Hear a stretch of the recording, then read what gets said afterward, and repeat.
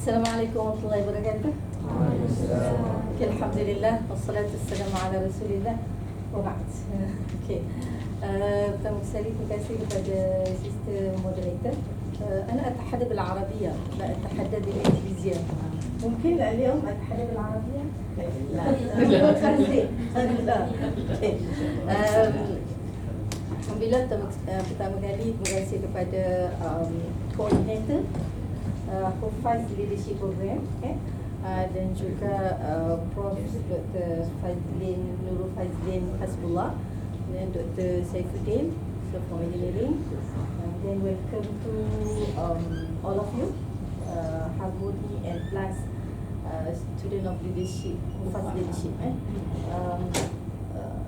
Saya juga tahu dah lama Dr. Fazlin struggle untuk masukkan as one of the credited subject within co-curriculum. Dan alhamdulillah tahniah kepada semua kerana dah pun berjaya dan ni dah batch kedua. Batch keempat dah. Batch keempat. InsyaAllah. Okey, so insyaAllah harap-harap ia dapat diteruskan dan memberikan impact yang besar lah kepada IM community, sebab welcome all kuliah kan.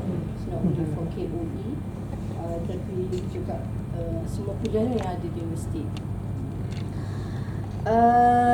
Persoalan ikhtilaf, sebab tu ada soalan tu ada soal, banyak sangat soalan kan. Okay, ikhtilaf ni bahasa Arab lah. It is rooted from khalata. Khalata. Ikhtilaf, percampuran. Campur apa ni? Okay. So dia boleh, kalau dalam bahasa boleh campur semua. Biasa makan nasi campur? Campur juga kan, macam-macam kuah sana, kuah sini. So campur lah. Icikam biasa makan? Lah icikam, campur lah tu.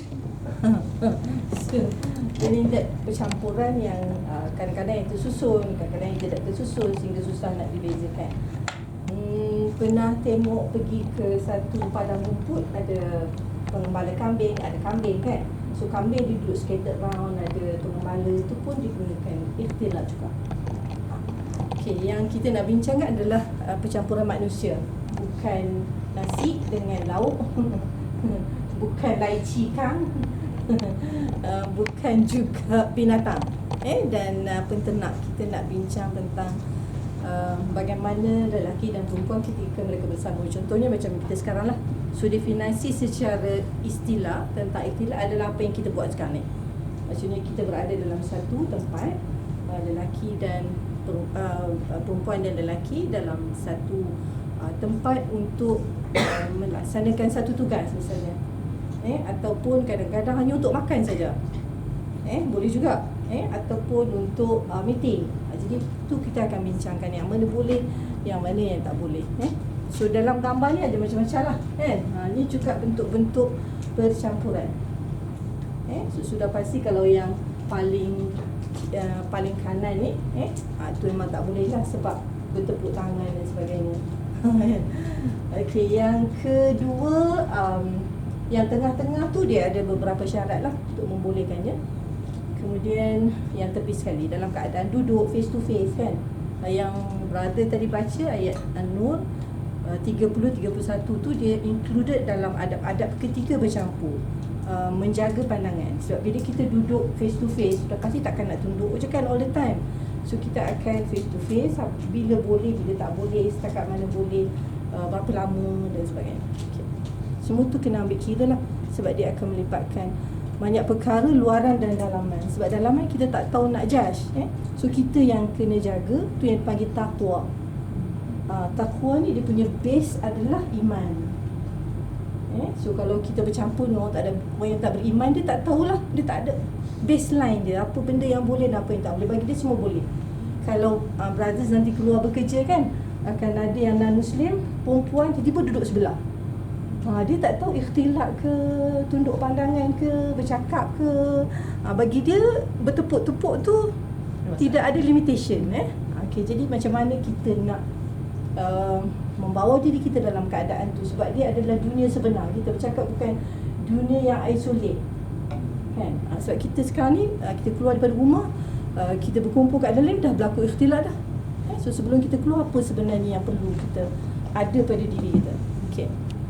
So ni saya dah sebutkan tadi, dia berasal pada khalaqah, berkumpul. Kita fokus kepada manusia lah, lelaki dan wanita.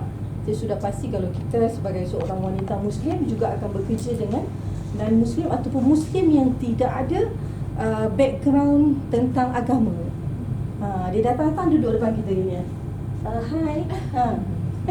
So kita yang faham ni macam mana nak tunjukkan reaksi kita. Nak lari ke berata, nak pergi berata ke incik ke tak tahu dah tergamam kan. Jadi itu perkara-perkara yang akan berlaku dalam dunia sebenar. Sebelum kita keluar daripada UAE pun dah akan berlaku perkara tersebut dalam usulan election dan sebagainya kan. Betul kan? So kita tak boleh lari dah dalam dunia bercampur. Dalam kita melihat kepada istilah ni, kita fokus kepada lelaki dan perempuan macam yang ada ni. Dan lelaki perempuan tu bukan mahram. So faham kita semua ni bukan mahram kan? Dia bukan adik saya, bukan anak saudara saya. So dia bukan mahram yang Ustazah nak pakai mic. Betul.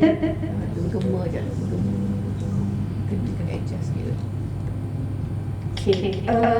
Kita nak santai saja supaya kita dapat faham. Kita bukan nak berteori.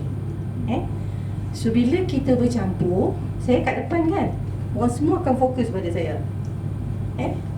So kat situ ada hukum melihat. Nampak tak? Dia akan blend banyak hukum bila bercampur ni. Dia bukan satu. Dia akan ada hukum melihat, hukum bercakap, apa yang boleh kita bercakap, nada yang macam mana yang perlu ketika bercakap. Itu semua hukum Kemudian perkara apa yang nak dibincangkan. Betul tak? Kadang-kadang kita dah jaga dah suara kita, tapi kita bincang perkara yang tak sepatutnya dibincangkan, tanya perkara yang tak sepatutnya ditanya. So keluar daripada topik yang dibenarkan. Sangat-sangat kena hati-hati. Kena blend semua hukum ni untuk kita bawa diri supaya kita dapat jaga hukum hakam. So sebab tu di sini bila kita bersatu di satu tempat ni, di mana mereka boleh berkomunikasi. Sekarang ni sister mana-mana je boleh je duduk sebelah brothers kan. Saya tak ada halangan, nampak tak? Atau ada yang datang tiba-tiba je duduk je sebelah brother, datang duduk je sebelah sisters. Tu yang kita kata yang tidak ada sebarang halangan untuk dia bertindak sesuatu yang kadang-kadang kita tak jangkakan. Jadi sebab tu kata di mana mereka boleh berkomunikasi antara satu sama lain, sama ada melihat, menggunakan isyarat, ada juga guna isyarat. Jadi isyarat ni dalam kaedah fiqh dia berupa perkataan juga, sama dengan perkataan. Sebab kadang-kadang kalau katalah saya masuk saya buat macam ni, faham tak? Isyarat kan, tapi dapat difahami seolah-olah dia bertindak sebagai satu kata-kata. Walaupun guna isyarat, macam juga emoji kan. Emoji adalah isyarat. Body language sama juga. So isyarat ni bukan kata-kata, tetapi kadang-kadang body language juga. Jadi kita akan blend sekali antara offline dengan online. Sebab online juga akan berlaku ikhtilat. Contohnya kita ada grup WhatsApp lelaki perempuan kan. Walaupun kita tak face to face macam ni, tapi kita akan berkomunikasi. Perkataan yang kita sebut itu kadang-kadang ada emoji kan, bersama dengan perasaan kita send tu. Jadi sama ada melihat guna isyarat, kemudian bercakap. Cakap boleh dalam bentuk verbal, boleh dalam bentuk penulisan, boleh dalam bentuk gambar kan. Kita send gambar aja, tak ada apa-apa tulisan. Tapi dia akan membawa beberapa mesej di samping mesej-mesej lain yang kemungkinan difahami oleh orang yang menerimanya. Kadang-kadang kita yang send ni kita tak perasan dia dah ada sesuatu, dia faham lebih daripada apa yang sebenarnya kita nak. Kemudian macam apa Fazin cakap tadi, atau dengan pergerakan anggota badan, maksudnya body language juga termasuk. Jadi banyak sangat hukum yang akan masuk dalam bab ikhtilat ni. Sebab kita bercakap tentang dunia sebenar bila kita dunia sebenar, maksudnya sebelum kita keluar tu kita kena dah ada dah ilmu tentang macam mana kita nak bercakap, cara kita berpakaian, cara kita nak duduk kat mana. Kemudian kalau berlaku sesuatu yang tidak dibenarkan, apa reaksi kita? Takkan nak duduk macam okey je lah, tunggu je lah kan sampai habis ke macam mana kan. Tak tahu nak buat macam mana dah ni. Sama-sama je gelak, lara dan sebagainya, sebab malu pula nak keluar. Jadi apa tindakan-tindakan yang kemungkinan boleh kita lakukan? Okey. Kita mula dengan yang tak dibenarkan. Saya bagi secara ringkas saja, sebab tak nak make it complicated kan. So kita bahagi yang boleh dan tak boleh. Senang kan? So nanti yang boleh tu dia agak mudah lah. Yang tak boleh ni yang banyak ni kan, sebab dia terlalu banyak sangat hukum hakam yang berkaitan. Dan macam mana kita nak channelkan yang tak boleh tu jadi boleh, sebab kita dah tak boleh lari kan daripada dunia percamburan antara lelaki dan perempuan. Okey. Bagi perbincangan, kalau buka buku-buku fiqh kita nampak orang-orang yang memang takut pada Allah ni, yang sangat-sangat jaga, maka dia akan lebih cenderung kepada mengatakan hukum asal ikhtilat adalah haram. Jadi dua, ada yang kata haram dan ada yang kata harus. Kenapa nanti saya beritahu. Kalau haram, maksudnya kalau tak ada apa-apa, kita tak boleh keluar. Kita tak boleh keluar rumah. Kita keluar hanya sekadar untuk menunaikan tugas tu saja. Kita pun lelaki perempuan. Lelaki dan perempuan, lelaki lebih luas lah. Yang ni perempuan dia agak lebih rigid sebab dia keluar kena dengan mahram. Sebab bahaya dia lebih kepada perempuan. Jadi Allah meletakkan hukum hakam tu agak lebih terperinci lah, supaya dia terjaga maruah dia. Sebab kalau lelaki dia agak bebas sedikit, kerana tak banyak restriction sangat, tak payah keluar dengan mahram dan sebagainya. Kecuali kalau dia nak jumpa perempuan yang bukan mahram dia, dia boleh bawa mahram dia, sama ada mak dia ke kakak dia ke, kan, untuk jumpa perempuan yang bukan mahram. Sama juga dengan perempuan nak jumpa dengan lelaki mahram, dia boleh bawa mahram di sebelah pihak perempuan. Kenapa? Untuk menjaga keadaan supaya tak jadi maksiat dekat situ. Okey, boleh setakat ni? Jadi saya kata ada dua tadi, maksudnya sebab kita ni dalam dunia ni, kehidupan kita hanya singkat kan. Singkat lah sebab kita tak tahu bila nak mati. Jadi kita sangat-sangat kena berhati-hati. Takut-takut semasa kita melakukan pelanggaran itu sampai waktu kita mati, ajal sampai. So kita sangat kena hati-hati supaya setiap langkah dan detik kita berada atas landasan yang benar. Kan kita tak nak mati dalam keadaan melakukan maksiat. Jadi sebab itulah kebanyakan ulama, maksudnya dia meletakkan, kalau yang memang begitu berhati-hati, dia meletakkan ikhtilat tu asal hukumnya haram, dibolehkan, dia akan senaraikan bila dibolehkan. Tapi bagi yang harus pula, dia kata harus, cuma bila nak melakukan tu kena tengok, dia boleh bertukar kepada haram. Akhir kali sama je lah kan. Cuma yang berkata kalau hukum asalnya adalah haram, dia lebih strict lah. Macam kalau saya nak keluar rumah tadi kan, saya berpegang kepada ikhtilaf tu haram, maka saya akan keluar hanya untuk tujuan mengajar sahaja. Okey, kalau nak jumpa boleh, selepas jumpa maksudnya untuk bertanyakan soalan tidak menjadi masalah. Lepas tu kita akan keluar tanpa makan bersama dan sebagainya.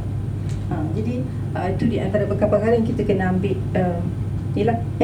Okey, saya akan bagi beberapa dalil. Okey. Okey, tidak boleh bersesak-sesak bersama kaum lelaki. Kenapa? Berdasarkan hadis yang diriwayatkan oleh Abu Daud. Ini dalam bab salat. Dalam bab salat kita kata takkanlah salat pun tak boleh kan. Semua orang nak pergi salat. Tetapi Islam sangat menjaga.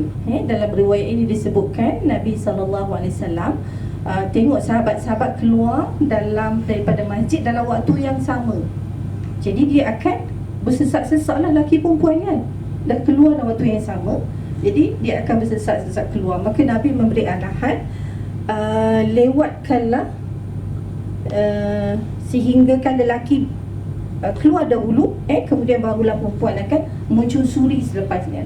Okey, kalaulah kena keluar dalam waktu yang dekat, maka jangan masuk dalam grup yang katalah laki kat sini, kita pun masuk duduk tengah-tengah tu. Kan berjalan berselang-seli dengan lelaki. Sebagai perempuan lah. So kalau lelaki juga, kalau berlaku keadaan yang sama, dia boleh ambil beberapa tindakan lah. Maksudnya dia macam kita kata move lah kan. Biar perempuan satu bahagian macam kita buat sekarang kan, kita duduk perempuan sebelah dan lelaki sebelah. Okay, kalau katalah di perjalanan, dalam jalan, kita berjalan, kita kena bijak lah. Kita tengok, oh lelaki banyak kat situ, tak payah pergi kat situ. So kita cari jalan lain.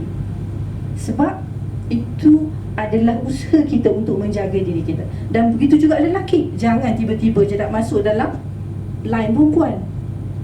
Kalau keadaan tidak memerlukan, kecuali di lapangan terbang kan. Katalah semua orang nak check in takkanlah macam mana semua nak check in. Jadi dalam keadaan itu dibenarkan sekadar untuk menunaikan apa yang sepatutnya kita buat.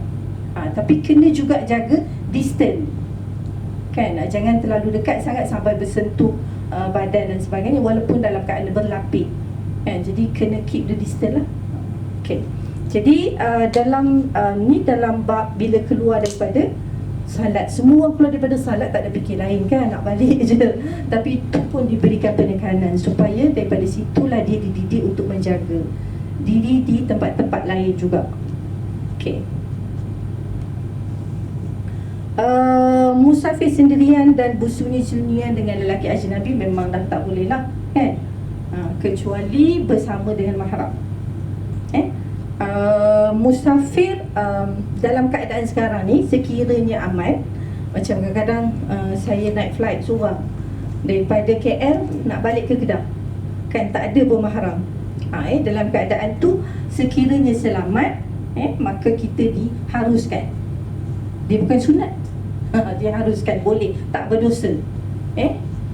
Yang terbaik adalah perempuan apabila nak musafir mesti bersama-sama dengan mahram. Sebab apa? Sebab Allah SWT mengetahui sekiranya ada apa-apa di dalam perjalanan, maka ada orang yang dapat menjaga keselamatannya. Yang penting selamat kan.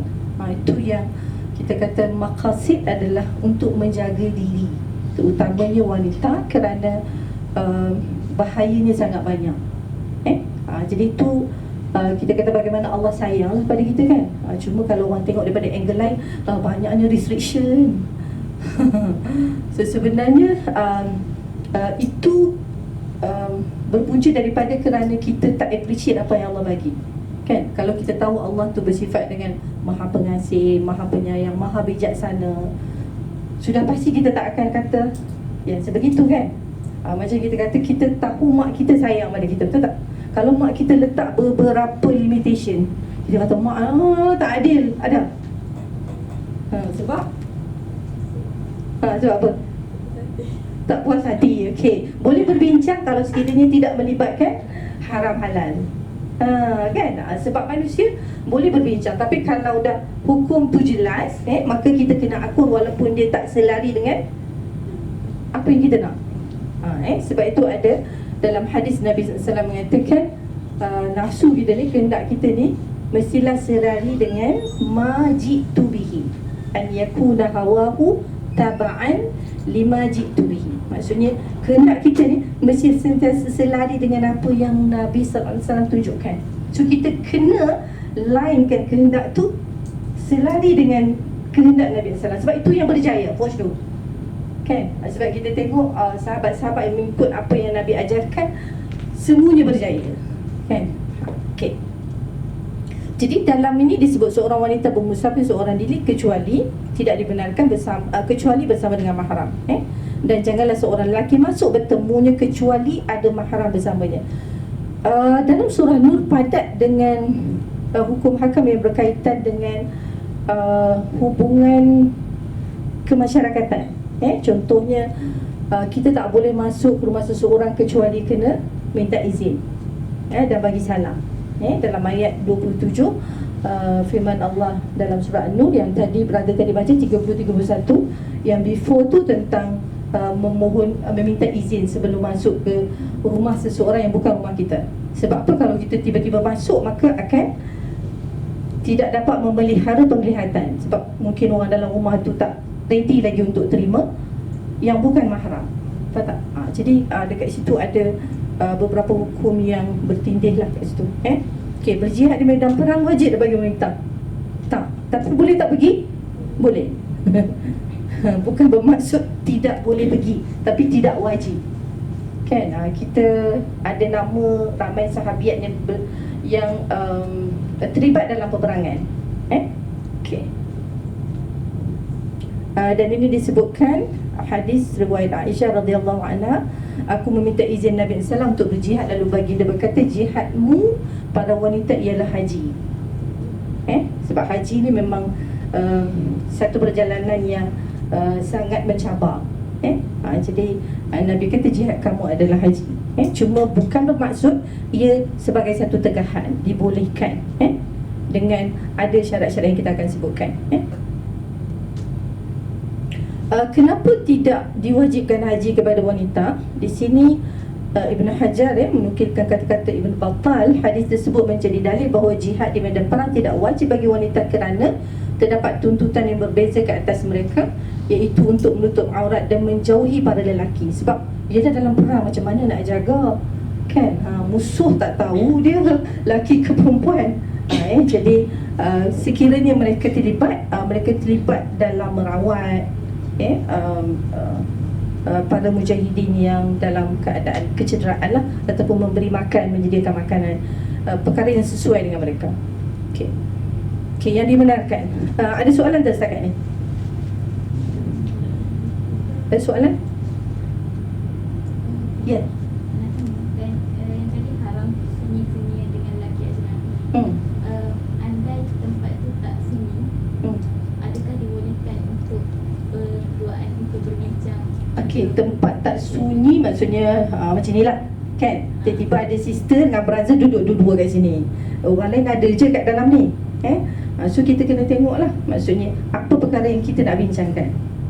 Adakah hanya perlu dibincangkan berdua, tak boleh orang lain teman? Kan, yang itu kita boleh sesuaikan dengan keadaan kita lah. Kalau kita nak lebih selamat, maka maksudnya kita tak pergilah sendiri-sendiri je. Kan, mungkin ajak kawan kita yang ada bersama. Okey, jom teman aku nak jumpa seorang brothers untuk bincangkan sesuatu. Kan, sebab dalam sebuah hadis disebutkan la yakhluwanna ahadukum bimra'atin illa wa thalithuha syaitan. Walaupun dalam keadaan ramai, tapi yang berbual tu dua orang je. Kan, dia boleh memiliki eksklusif, betul tak? Walaupun orang lain ada, dalam keadaan dunia sekarang ni orang tak peduli orang lain. Seolah-olah walaupun orang ramai, berjuta ke beribu ke, orang tu tak peduli pun apa jadi pada dua orang tu. Nampak tak dunia sekarang?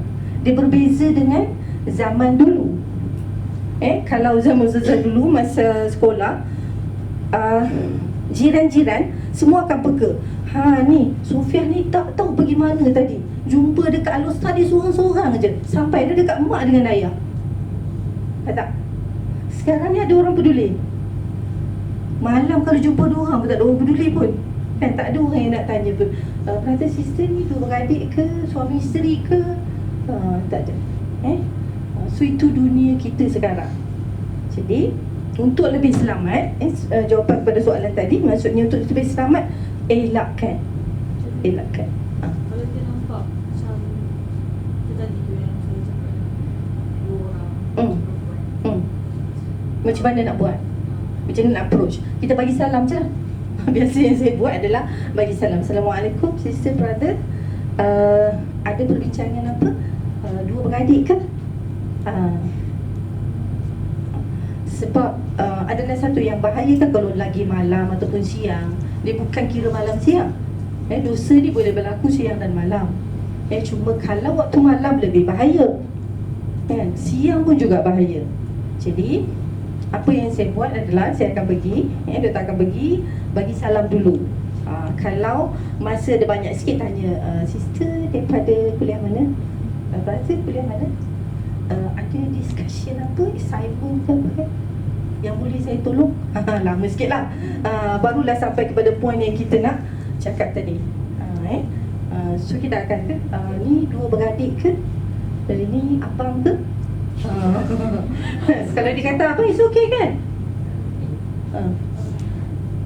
So maksudnya lambat sikit lah proses untuk kita sampai kepada point tu. Tegur.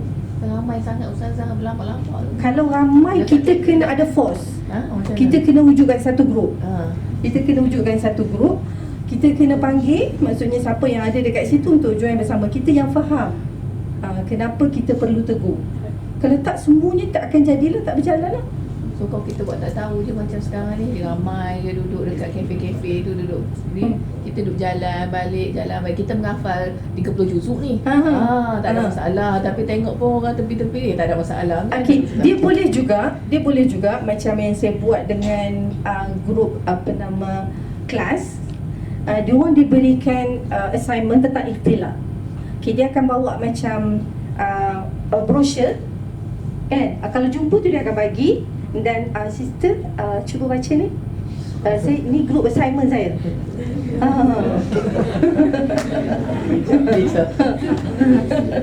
So dia, itu adalah sebahagian daripada cara untuk break dia punya itulah. Dia break dia punya circle dia. Soalan dia orang tanya sebab apa dia orang nak buat sekarang ni banyak ni. Sebabnya dia tengok tu dia kena tegur lah. Kena tegur lah. Cuma caranya mungkin boleh bincangkan. Bincangkan macam mana cara. Mungkin ada orang yang ada idea yang agak bernas. Katalah dia ada something dekat handphone dia, dia boleh share. Kan, sister cuba tengok ni dalam ni. Itu yang student saya buat lah. So dia orang akan buat poster. Poster yang macam-macam lah, yang menarik dan sebagainya. Jadi kalau jumpa tu, instead oleh bercakap, dia akan hulurkan, sister cuba tengok ni. Ni ada di info yang memang daripada kelas saya dan saya nak sampaikan. Macam tu. Tapi kita kena ada keberanian lah. Kalau kita buat ramai-ramai, insya-Allah bila spread benda tu, dia akan jadi satu norm. So mungkin lepas ni harmoni dengan hufaz kena come out apa macam tu kan. Okay, harmoni homework. Okay. Dia boleh secara ringkas pun boleh, at least ada permulaan. Bila ada permulaan, kita akan ada rasa berani untuk memberitahu perkara yang sebenar, daripada duduk berdiam diri saja tanpa ada apa-apa tindakan. Kalau kita bagi mesti ada sentap kan. Kita sampai bila kita tak nak sentap? Memang itu kita sebab al-amru bil ma'ruf wan nahyu 'anil munkar memang dua-dua serentak. Sekarang ni ramai nak ajak pada baik, tapi yang nak tegah kemungkaran tu memang dia adalah sangat sukar. Kan, sebab itu perlu sabar. Kalau kita nak lari daripada sentak macam mana? Memang dunia dakwah dia akan dipenuhi dengan cabaran. Yang sekarang kita panggil sentak. Jadi kita tak boleh lari daripada tu. Kita nak lari macam mana? Dia mungkin soal dia orang tu sentak. Yelah, orang tu akan sentak. Orang tu pun kena sabarlah dengan kita punya ni. And then kita kata minta maaf, dan ini sebagai salah satu cara untuk saya sampaikan mesej. Bukan bermaksud untuk mengecilkan sesiapa, tapi ini adalah mesej yang perlu disampaikan. So memang saya pernah tegur seorang sister yang pakai baju balut badan. Saya kata, sister, nama siapa? Where you from? Dia pun cakap lah mana-mana kan. Sister, I think your t-shirt is really tight. Dia cakap apa? Ramai lagi orang lain yang buat lebih teruk daripada saya. Why you not bother? Kan? So kenapa kamu sibuk-sibuk dengan saya? Nampak tak? So tu lebih sentap lah. Lebih sentap. Kan? So kita nak berhenti ke bila kita dapat respon begitu? Tak. Kita berdosa ke dengan respon begitu? Tak juga. Habis kenapa kita takut? Okay, dia tak boleh buat apa-apa. Dia tak boleh sue kita dekat Ola, mengatakan kita harass dia. Tak. Kan? Kita menjalankan tugas untuk menasihati, tawasau bil haqq, kan, berpesan-pesan kepada kebenaran. Dan itulah satu tunjang kepada Al-Quran tu, supaya Yahudi kenapa mereka tinggalkan kitab mereka? Kerana mereka berhenti daripada saling tegur menegur. La yatanahawna 'an munkarin fa'alu.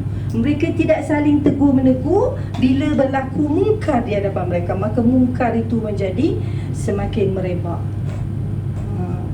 Dan yang memberikan input kepada merebaknya mungkar itu adalah kerana kita tidak menegur. Nanti orang tanya kita seorang-seorang. Bukan dia, tak, nanti tanya Dr. Sufia lah. Kan ada macam tu? Tak, setiap orang akan ditanya. So apa yang kita dah pun lakukan setakat yang kita mampu. Kalau tak mampu hari ni, esok mesti buat.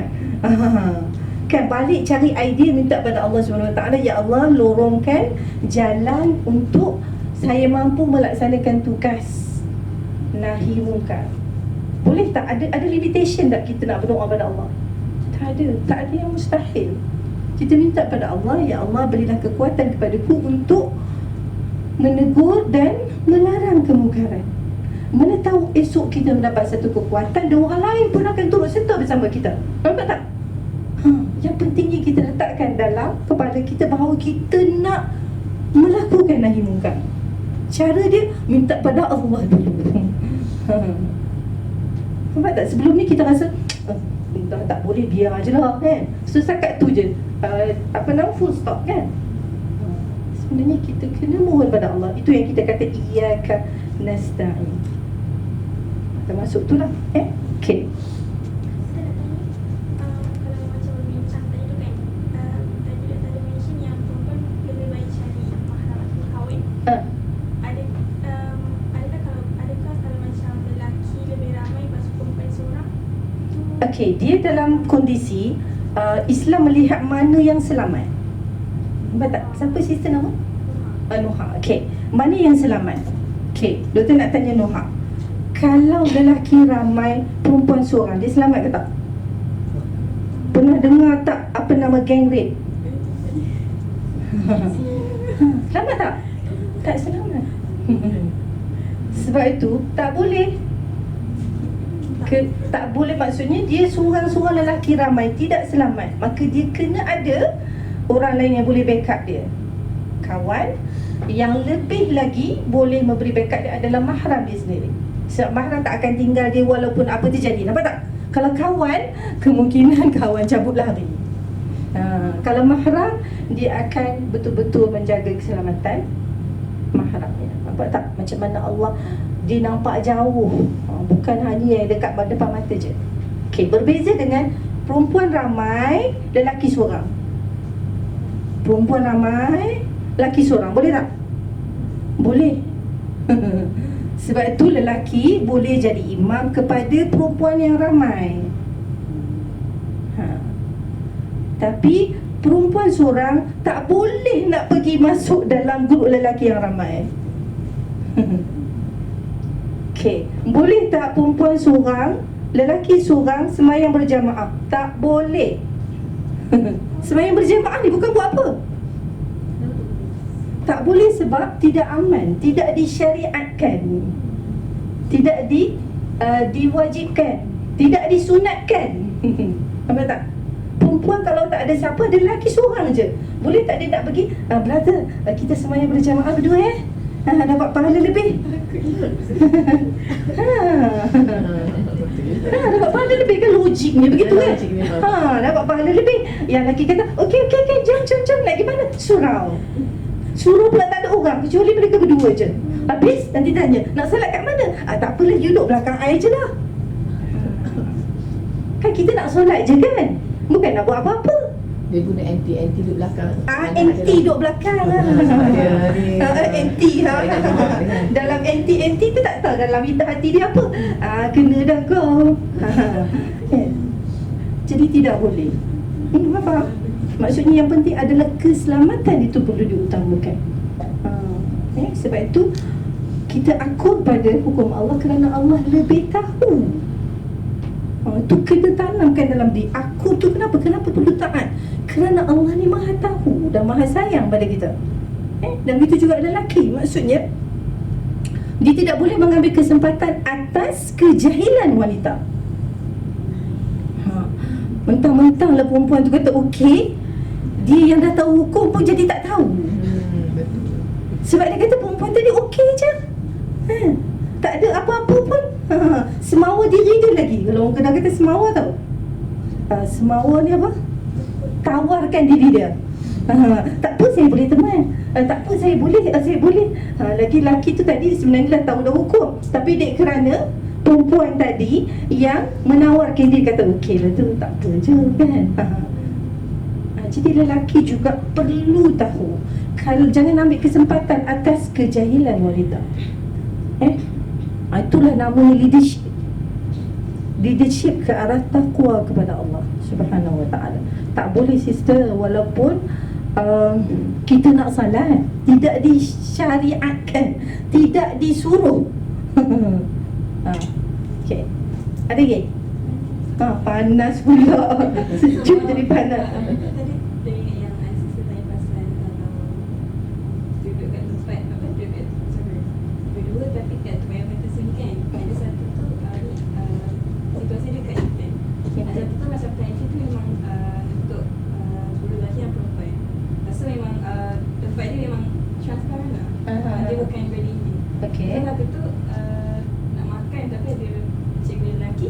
Semua cikgu lelaki tu kata, waktu tu kita keluar lah, tapi cikgu lelaki kata tak keluar sebab terbuka. So apa dah? Okay. Saya kena ulang balik soalan. Soalan dulu balik Okay, intern pergi dekat office. Dia dekat pantry kan, bila waktu rehat nak makan kan. Yang staff lelaki tu tadi, dia dah duduk dekat pantry tu, kemudian ada staff perempuan datang ataupun intern datang. Dia kata tak apa sebab tempat kita ni open. Okay, boleh tak kita join duduk kat situ sekali? Boleh tak kita join duduk dekat situ sekali? Okay. Jadi seorang perempuan, seorang lelaki kan? Seorang perempuan, seorang lelaki, dan staff lain ada dekat depan tu sebab dia transparent. Apa sikap kita? Kita nak duduk kat situ ke ataupun kita nak cari tempat lain? Boleh tak duduk kat situ untuk minum? Kan waktu rehat kan, nampak tak situasi dia? So katalah ni pantry kan, ni brother duduk kat sini, staff tu intern baru datang nak ambil makanan, jumpa air dan sebagainya, kopi kan. Okay, yang staff lelaki tu dia tak apa, boleh je duduk sini kan, sebab transparent, orang lain semua nampak, tak ada masalah. Okay. So nak duduk ke tak? Tak apalah. Kita jawab dia tak apalah. Okay. Okay. Yang paling baik adalah sebab bila kita duduk, takkan bisu. Bisu tak? Tak bisu. Nanti orang tu akan tanya, dari mana? Takkan kita kata takkan no, tak mau jawab. Nanti dia kata sombongnya je adik. Kan tadi? Mana lebih baik? Nanti tiba kalau kerusi tu boleh di pusing, dia pun pusing berhadap dengan kita. Masa tu akan ada hukum melihat. Kan? Dia akan lihat kita, takkan dia nak tunduk ke bawah. Nanti dia kata, cantiklah tudung awak hari ni. Tadi nak minum je kan? Nak makan saja. Sekarang jadi topik apa? Nampak tak? So kita kena bijak. Kena bijak menjangkakan sesuatu yang akan terjadi sekiranya kita memilih duduk di situ. Tak? Perlu bijak. Kebijaksanaan ni daripada mana? Ilham Allah Subhanahu Wa Taala kalau hati kita bersih. Jadi sebab itu sebelum keluar ke rumah, ya Allah, selamatkanlah aku daripada sebarang dosa. Nanti kalau kita berada dalam situasi itu, kepala kita ni ligat untuk mencari jawapan. Dan Allah akan mengilhamkan sesuatu yang boleh menjauhkan kita daripada dosa.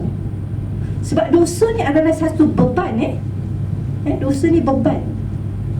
Sebenarnya kalau kita jalan-jalan, orang bagi 1 kilo, Dr. Fazil tolong bawa, kita akan tanya kan, apa ni? Kita jalan lagi. Ada seorang lagi bagi lagi 1 kilo. Ni apa ni? Takkan nak ambil semua. Kan? Kena tengok benda tu manfaat ke tak. So kalau kita nak kutip semua dosa, berat tak? Berat. Tapi kita tak rasa berat atas bahu tu. Berat untuk jawab di hadapan Allah Subhanahu Wa Ta'ala nanti. So sangat kena hati-hati. Hati-hati itulah taqwa. Kan kita sebut hati-hati. Hati-hati tu apa sebenarnya? Takwa. Sebab kita takut nanti tersilap. Tersilap pilih, maka dia akan mengundang dosa. Jadi kita kena sangat hati-hati dan kena sangat-sangat bijak. Kebijaksanaan itu sangat penting dalam kita membawa diri kita ketika mana kita berada di luar, sama ada lelaki ataupun perempuan. Sebab sekarang kita tak bincang pasal bijak kan dalam dosa pahala.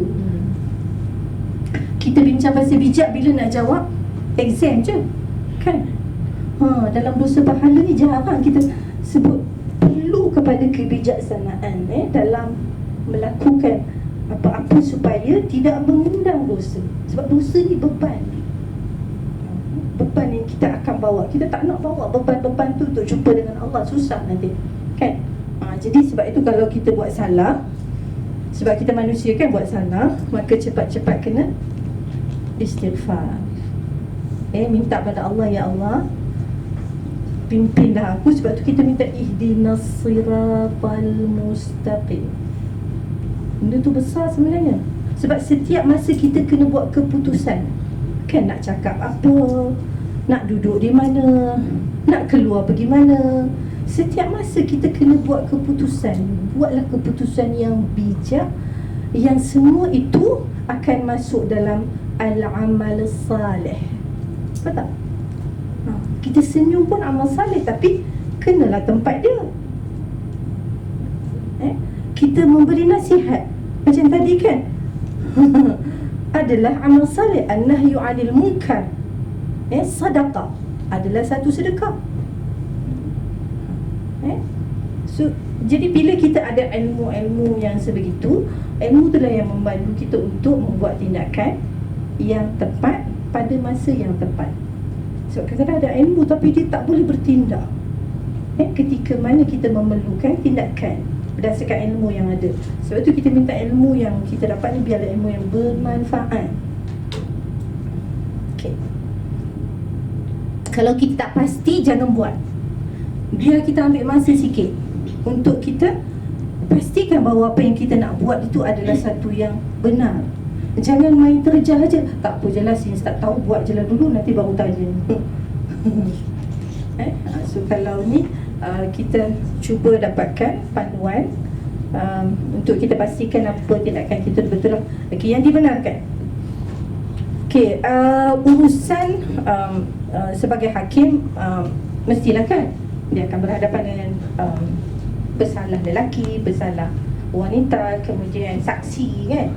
Jadi ketika itu dibenarkan, nanti saya akan tunjukkan apa syarat-syarat bila dibenarkan. Bukan dibenarkan dalam bentuk yang open. Dia ada syarat-syarat dia. Okay, urusan jadi saksi hisbah ni macam kita grup amar ma'ruf nahi munkar.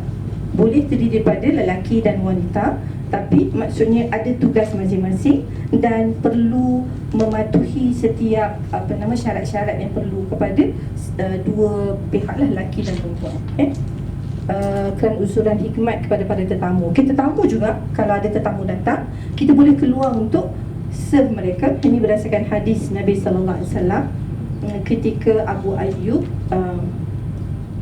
ketika Abu Usaid melangsungkan perkahwinan, dia jemput Nabi SAW untuk datang ke rumahnya, dan isteri yang dipanggil Ummu Usaid ni keluar untuk melayan dan menuangkan air kepada Nabi SAW. Tiada larangan, sebab ketika itu bersama dengan suaminya sekadar untuk memuliakan tetamu. Kemudian ada juga yang ketika mana kita pergi kenduri kahwin, cuma kat Malaysia ni bagus sebab dia dah ada tempat untuk lelaki kan, tempat untuk perempuan, tempat untuk family. Tapi kadang-kadang ada juga ketika mana kedudukan tu bercampur dalam satu meja kan. Jadi dibolehkan, sebab itu adalah uruf membolehkan, tapi dengan syarat-syarat yang perlu dipatuhi lah. Sebab itu kita kata Islam ni bukan agama yang tidak melihat kepada realiti. Okay. Kemudian ikhtilat dalam kenderaan kan, dalam LRT, dalam bas dan sebagainya. Jadi bila kita keluar, kita kena pastikanlah diri kita dalam keadaan. Sebab bila LRT tu memang dekat-dekat lah, mana boleh Rasa kan selagi mana tak padat kan, orang akan naik. Jadi kita pandailah bawa diri, sebab dekat situ ia dibolehkan, diharuskan. Cuma bila kita tahu hukum hakam ni, kita akan lebih bersedia. Contohnya macam ada beg ke kan, beg ni kita letakkan belakang supaya lelaki tu tak rapat dengan kita. Faham tak? So itu perlu juga kepandaian. Okay, kemudian nak naik Grab, laki perempuan, yang bawa tu laki kan, kita perempuan, boleh ke tak Razif? Grab nak pergi mana-mana, tiba yang datang Grab tu laki, boleh? Duduk belakang. Okey. Dia harus, tapi kena sangat berhati-hati, sebab bahaya tu ada kan, bahaya tu ada. Siapa yang akan merana sekiranya berlaku bahaya kalau kita tidak berhati-hati. Sebab tu kita kena minta pada Allah SWT kan. Allah ajar melalui Nabi SAW, kalau kita nak keluar kena baca doa kan, supaya Allah memelihara. Kita tak tahu dekat luar ni apa sebenarnya bahaya. Jadi jangan lupa zikir pagi dan zikir petang. Kalau nak keluar kena baca ayat kursi, baca bismillah tawakkaltu 'ala Allah wala haula wala quwwata illa billahil aliyil azim. Itulah cantiknya Islam. Tapi kita kadang-kadang lupa. Jadi sebab tu kena ada usrah yang sentiasa mengingatkan. Ni hari ni baca zikir pagi tak? Ini baca zikir petang tak kan? So zikir tu untuk apa? Kita mohon pada Allah agar Allah memelihara kita sekiranya ada bahaya. Sebab bahaya kita tak tahu. Jadi itulah perlu kepada kita memohon kepada Allah agar kita selamat lah. Okay. Syarat. Bila kita dah kata ada keharusan dalam beberapa keadaan tadi, pertama mestilah ketika mana kita bersama. Maksudnya kalau katalah anak murid melihat guru kan, maksudnya dia melihat sekadar yang diperlu, sekadar yang perlu sahaja. Sebab kadang-kadang berlaku di UIA sama ada dilakukan di kalangan pelajar-pelajar ataupun di kalangan staff juga. Kadang-kadang mereka makan duduk satu meja, duduk satu meja, laki perempuan ni. Ni isteri orang, ni suami orang, suami orang, isteri orang, makan satu meja, bergelak ketawa dan bercakap perkara-perkara yang tak sepatutnya. Mereka sebagai seorang suami dan juga sebagai seorang isteri memperkatakan tentang hal itu. Jadi itu satu perkara yang memang perlu dijauhi, dan ia berlaku di mana-mana. Kalau macam kita cakap pasal intern kan, lagilah siap tunggu lagi, jom makan, siap pulka lagi kan, tunggu ni setiap hari. So apa yang membolehkan? Tak boleh. Memang dalam keadaan tu tidak ada sebarang keperluan. Tidak ada sebarang keperluan. Macam kita sebagai seorang wanita kena jaga maruah diri kita. Tidak mudah untuk hanyut dalam suasana. Sebab suasana sekarang ni seolah-olah benda tu boleh. Nampak tak? Macam Dr. Fazin cakap kan, confused lah. Ni daripada Usuluddin, graduated. Ni daripada Usul Fiqh. Ni Quran Sunnah. Elok je duduk makan dengan lelaki perempuan. Macam mana ni? Saya ni KOE kan, graduated engineer ni. Nanti Allah tanya, cik engineer ke? Okey, tak apalah kalau buat salah pun ya. Cik Quran Sunnah ya? Oi, tak boleh lah kalau Quran Sunnah buat macam ni. Ada macam tu? Tak. Sebagai seorang Muslim perlu tahu Sebab perkara-perkara yang berkaitan dengan ikhtilaf, berkaitan dengan hukum melihat, hukum bercakap, dia adalah fardu ain. Kenapa fardu ain? Sebab kita akan buat benda tu setiap orang. Ada orang tak bercakap? Tak ada. Okay, kita akan bercakap dengan kawan kita yang lelaki, kan? Dia akan bercakap dengan kita. Okay, perlu tahu hukum hakam. Yang lelaki perlu tahu hukum hakam, yang perempuan juga perlu tahu hukum hakam. Bila dua-dua tahu, maka akan selamat. Okay, pada zaman Nabi SAW berlaku tak conversation antara lelaki perempuan? Berlaku. Tapi sebab kedua-duanya mengetahui hukum hakam, maka tidak berlakulah perkara-perkara yang tidak disyariatkan, yang tidak dibolehkan. Sebab mereka dua-dua ada takwa, tahu mana boleh dan mana tak boleh. Okay, kalau dalam keadaan kita, kadang-kadang kita lupa, kan? Okay, bila lupa perlunya ada kawan. Tadi saya tengok berianya kamu cakap dengan brothers tu tadi. Rasanya macam, sebab orang tu bila dia bercakap, dia lupa dekat sangat macam tu, sampai macam nak bertemu je batang hidung dua-dua tu. Tapi lagi perempuan. Okay. Jadi kalau kita ada kawan yang sentiasa melihat dengan ikhlas untuk memberi nasihat, janganlah pula silap faham, engkau memanglah banyak sangat komen kalau aku buat tu buat ni. Itu biasalah. Kalau kita menasihati, mestilah dengan ikhlas, kan? Betul tak? Maksudnya kalau kawan tu reject, kita tak nak buat dah lepas tu, biar je lah dia. Tak. Sebab kita buat kerana Allah, kan? Lama kelamaan macam Abu Sufyan, bukan dia masuk Islam pada ketika Nabi di Mekah, kan? Berapa lama Nabi kat Mekah? 13 tahun. Dia kenal tak Nabi SAW? Kenal. Kenapa dia tak terima Islam? Dia tak nak. Tu dah jawapan dia. Dia tak nak. Kawan kita pun mungkin masa kita nasihat dia tak nak. Kita tak tahu 5 tahun selepas itu, itulah kawan aku yang sebelum ni duk nasihat ni. Kan? Ya. Kalau ikhlas dan hikmah kan zaman sekarang. Hikmah tu maksudnya kita memberitahu dengan jelas, bukan kerana kita dengki pada dia. Nampak tak? Sebab kalau kita bercakap kerana kita dengki, maka penerimaan dia lain, kan? Kalau kita buat dengan ikhlas, kita dah minta pada Allah, ya Allah, berilah aku kekuatan untuk memberitahu dengan cara yang paling baik. Nabi SAW dah buat paling baik pun orang semua terima ke? Cop dia lagi, kan? Tak siuman lah, ya Allah.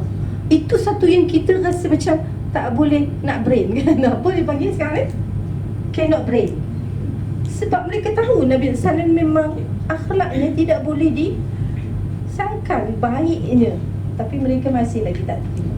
Tapi akhirnya selepas 20 tahun, maka dia kembali semula kepada apa yang disebut oleh Nabi SAW dan patut. Nampak tak?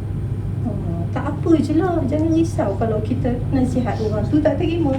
Maksudnya mungkin soalan dari hikmah tadi, Ustazah, kita nak tegur berhikmah sebab kita tak tegur lah sebab kita tak jumpa hikmah tu. Jadi tak boleh. Boleh kan macam tu? Saya tak berhikmah, tunggu saya berhikmah dulu baru saya tegur. Hikmah ni adalah ilmu blend amal. Ilmu blend amal, dia akan menatijahkan sesuatu yang kita beritahu tu jelas, kan? Bukan hikmah tu maksudnya kita bagi tahu dia automatik terima. Tu hikmah dah tu. Tak. Maksudnya mungkin kadang hikmah ni, pemikiran hikmah maksudnya kita kena belajar ilmu banyak lagi, kita kena tengok skill-skill menegur apa semua dulu. Sebab saya tak ada hikmah maka saya tidak menegur. Boleh ke macam tu, Ustaz? tak boleh. Tapi bila kita nak buat, tak cukup-cukup ilmu jadinya, kan? Dan kita tak pernah cuba. Sebab bagi tu syaitan. Tu bisikan syaitan. Syaitan akan nyatakan, tak boleh ni, belum cukup lagi hikmah ni, kan? Nanti kan tak berhikmah, kan dia akan rebel, jadi teruk lagi. Tu semua adalah bisikan iblis, syaitan.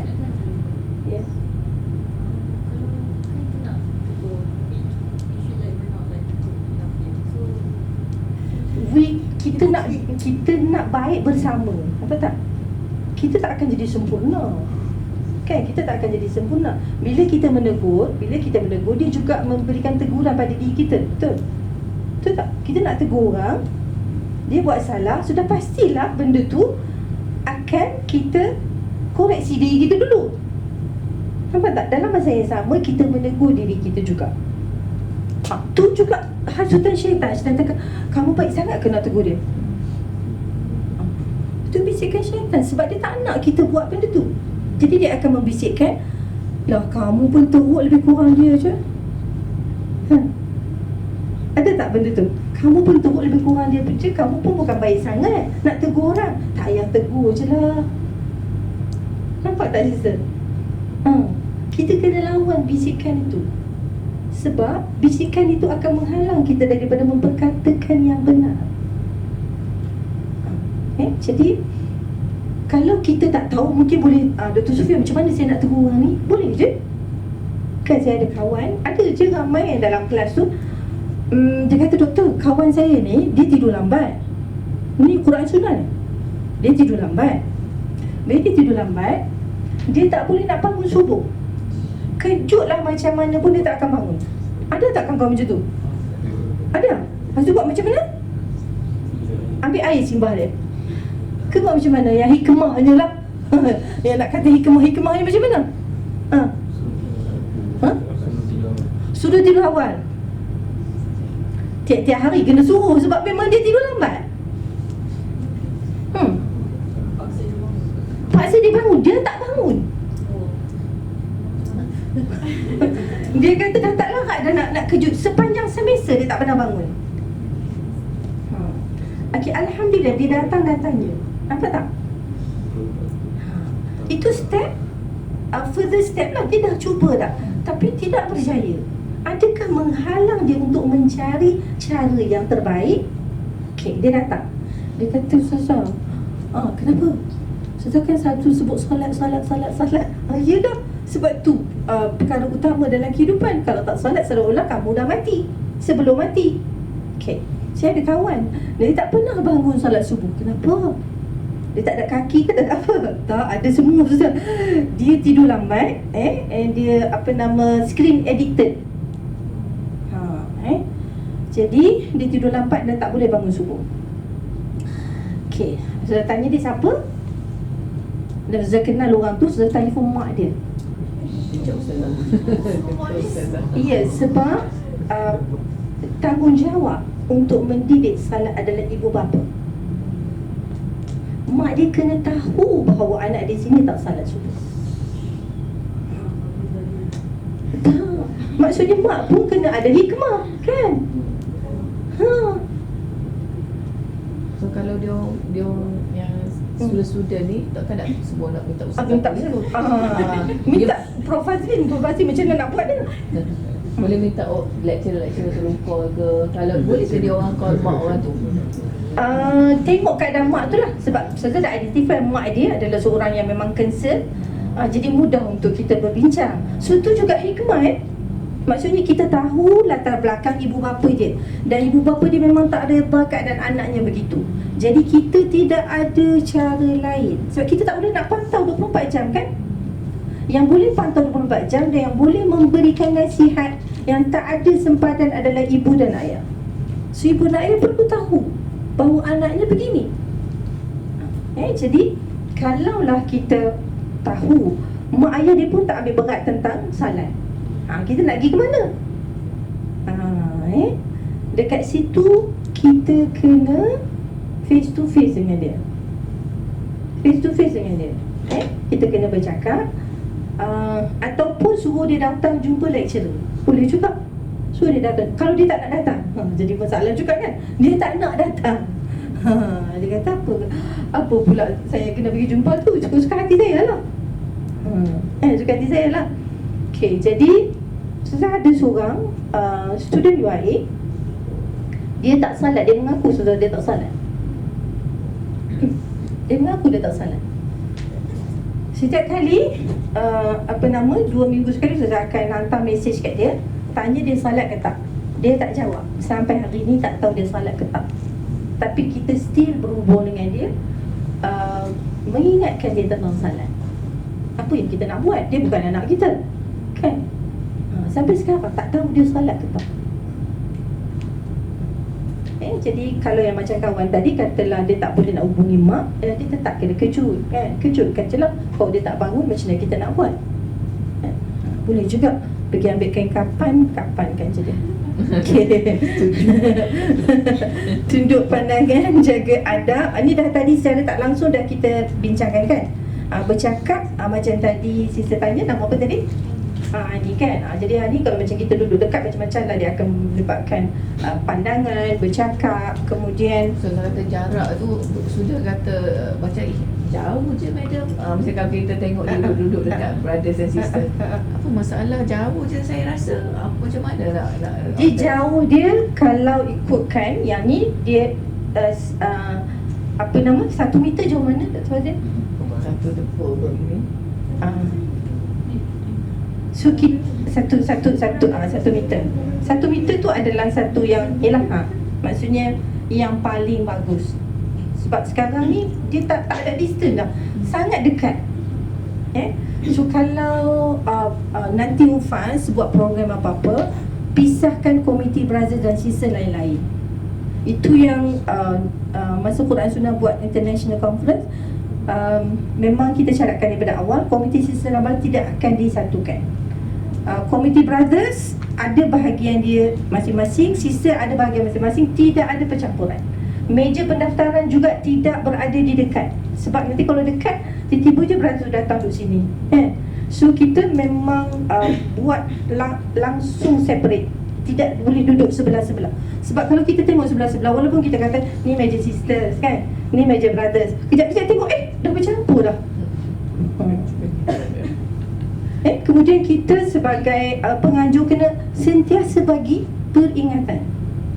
Sebab kadang-kadang mereka dah biasa, terbiasa dengan keadaan tu, maka kadang-kadang rasa macam tak ada apa-apa, kan? Bila dah tak ada apa-apa, itulah bermulanya jalan-jalan ke arah maksiat. Sebab kita tidak berhati-hati. Jadi semua kita kena berhati-hati. Dia tak boleh seorang je. Tak boleh seorang je. Jadi setiap kali bila kita buat meeting, kita akan sentiasa ingatkan brother sisters, tolong jaga hubungan antara lelaki rumah. Kalau ada urusan, hanya setakat urusan tu saja. Kita pernah pergi ke Tawih.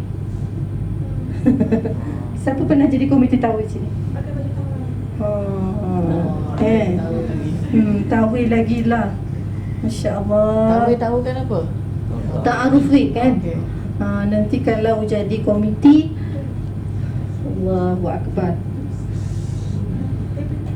Sebab percampuran antara komiti ni seolah-olah macam adik-beradik. Makan, tidur,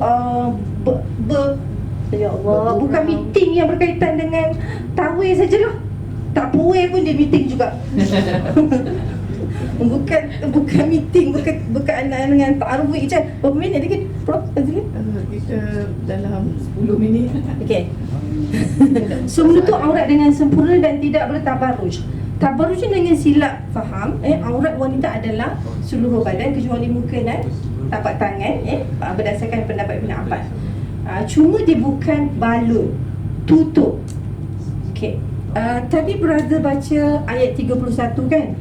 Okay, ayat 31 tentang wala yubdina zinatahunna illa ma zahara minha. Jangan memperlihatkan perhiasan. Okey, perhiasan ni kalau dengar lah orang cakap perhiasan, brothers faham apa brothers kalau perhiasan? Jangan memperlihatkan perhiasan. Apa yang brother faham tentang perhiasan? No idea. Apa perhiasan? Macam apa? Subang, gelang. Tu perhiasan dia. Baju perhiasan tak? Perhiasan juga.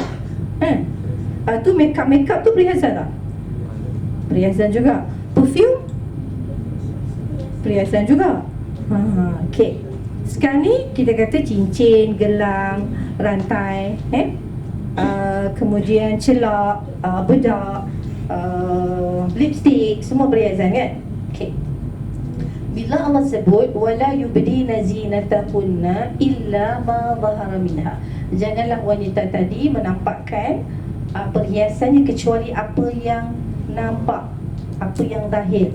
Okey. Dekat sini ada tak Allah sebut tentang aurat? Tak, Allah sebut perhiasan.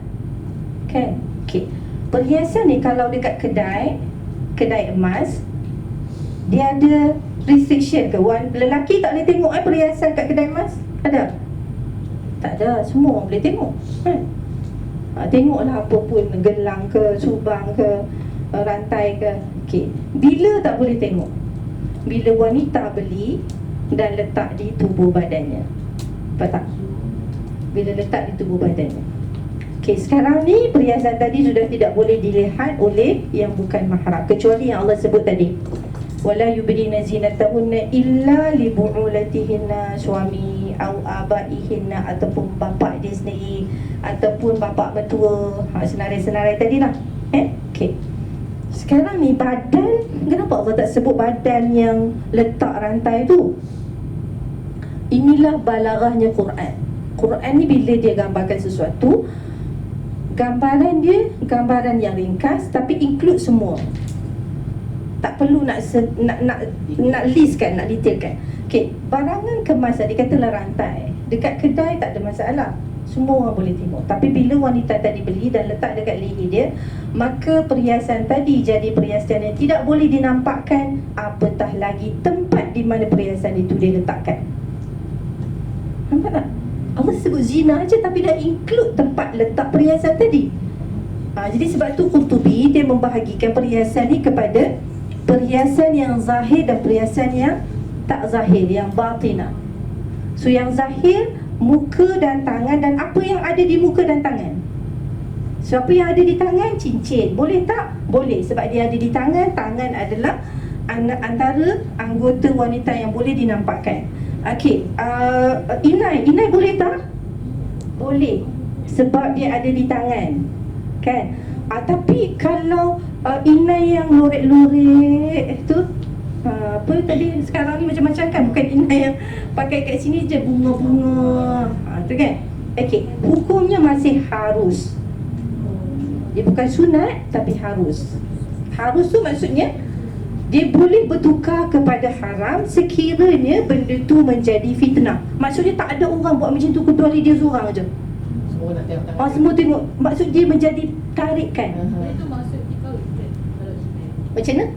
Maksudkan orang kahwin pakai. Sebab sekarang ni bukan orang kahwin pakai je. Kahwin bukan orang kahwin pakai je. Kan? Ada juga student yang pakai. Jadi kalau kahwin itu dibenarkan kerana dekat situ dia ada suami dia kat sebelah. Dia ada suami dia dekat sebelah. Tapi kalau perempuan tu memang nak jaga, dia pakai glove. Bukan dia nak suruh tengok kat orang tu kan, dia nak tunjukkan suami dia je. Itu lebih selamat. Kita tak tahu yang datang tu, bukan ramai kan yang datang kan. Yang datang tu tak semuanya yang bertakwa, tak. Yang datang tu macam-macam. Kadang-kadang tu cantiknya kita yang dedahkan. Kita tak tahu dalaman dia. Jadi Allah SWT sangat peka dengan keadaan tu. Itu dibolehkan, maksudnya harus, tapi dia boleh bertukar sekiranya sebab tu kena bijak. Nampak tak kebijaksanaan tu sangat penting untuk kita buat keputusan. Yang tidak zahir tu apa tadi? Yang tidak zahir adalah rantai dan tempat yang letak rantai. Tak zahir. Tak zahir, maksudnya kena tutup. Rantai ada yang biasanya, tengok tak wanita yang pakai rantai di luar? Dia pakai tudung tapi rantai dia keluar kat luar. Ramai.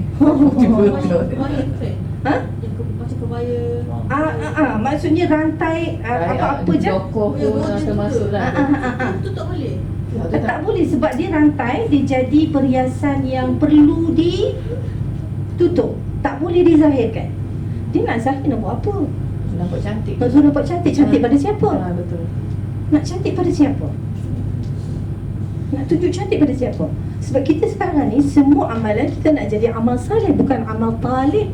Kalau dengan cara tunjuk tu, berapa jam kita kat luar?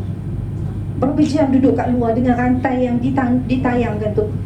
Sepanjang perjalanan kutip apa? Kutip pahala ke apa? Bagus ke tak? Berbaloi tak pakai? Tak berbaloi langsung. Balik dengan bebanan dosa, bukan cari pahala. Ya Allah. Cuma yang nampak perkara tu adalah iman. Kita akan bercakap dengan kawan, Habib tak boleh cantik lah, selekeh je semua keluar kan. Rantai kalau dalam tudung boleh. Rantai dalam tudung tak ada masalah kan.